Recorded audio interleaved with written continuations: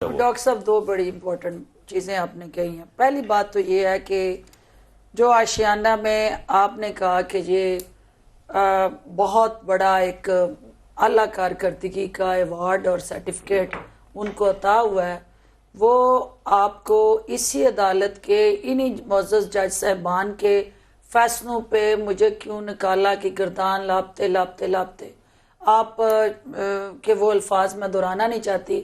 آپ ایک standard set کر لیں کہ وہ عدالتیں معزز جج صاحبان جب وہ فیصلے دیتے ہیں اگر آپ کے حق میں ہوں یا آپ کے خلاف ہوں تو ان کے لیے پذیرائی کا معیار ایک ہی ہونا چاہیے اور وہ احترام بھی آپ کے سامنے اسی طرح ہونا چاہیے.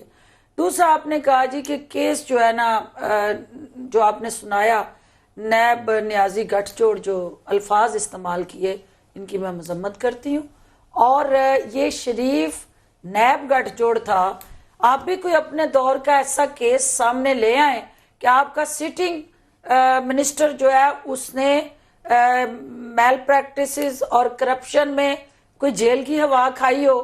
آپ مجھے اپنے پارٹی کی لیڈرشپ میں کوئی ایسا شخص اپنے 5 سالہ دور میں پوائنٹ آؤٹ کر دیں کہ وہ احتساب کی زد میں آیا ہو.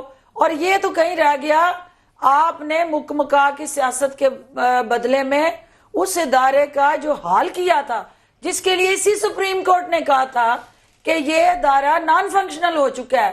تو یہ گٹھ جوڑ تو شریف نیب گٹھ جوڑ تھا.